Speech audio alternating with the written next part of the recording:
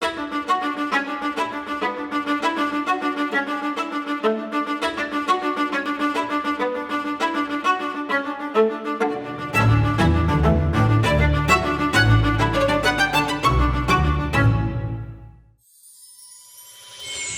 สดีทุกคนนะคะยินดีต้อนรับค่ะวันนี้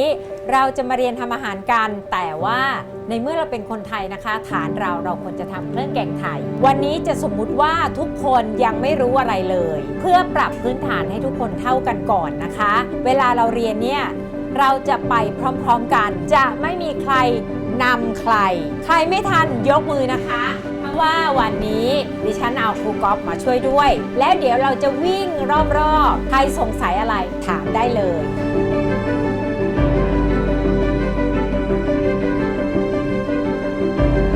สกิลแรกของเราต้องมีสกิลในการหั่นก่อนเอาละค่ะทุกคนมีเขียงใช่ไหมคะการใช้เขียงถ้าพื้นมันลื่นอย่างนี้เราหั่นอะไรอาจจะไม่สะดวกใช่ไหมคะนี่เลยค่ะพับกระดาษ 1-2 แผ่นพรมน้ำให้พอชื้นๆวางลงไปตำแหน่งที่เราจะวางเขียงค่ะและวางเขียงทับลงไปเพื่อให้เข้าเกาะเครื่องตวงก่อนแล้วก็รองลงมาก็จะเป็น1ช้อนชาค่ะซึ่งแต่ละช้อนนะคะจะมีเขียนกำกับไว้อยู่แล้วตรงด้ามช้อน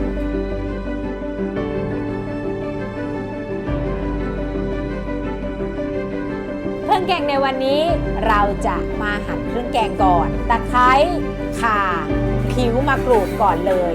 มีดที่เราจะใช้ในวันนี้อันนี้จะเป็นมีดใหญ่ประจำครัวที่คิดว่าเราสามารถหั่นอะไรได้เยอะแยะมากเนื่องจากว่าเขามีน้ำหนักการใช้ตะไคร้ดูนะคะ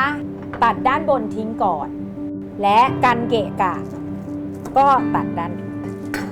ปลายมันทิ้งเอาละค่ะเดี๋ยวครูก๊อฟจะไปยืนกำกับ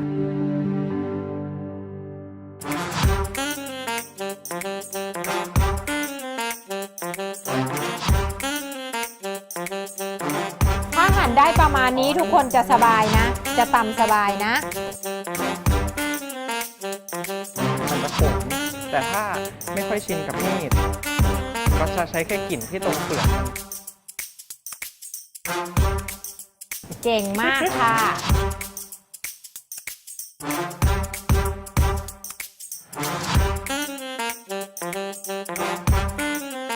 เราอย่าทำครัวให้สกปรกเพราะว่าเดี๋ยวเรียนเสร็จทุกคนต้องเก็บล้างค่ะ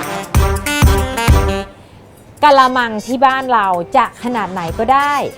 เอามาทำถังขยะชั่วคราวไว้ข้างๆเราเรียบร้อยกันหรือยังคะแล้วเครื่องแกงอื่นๆใดก็จะมีหอม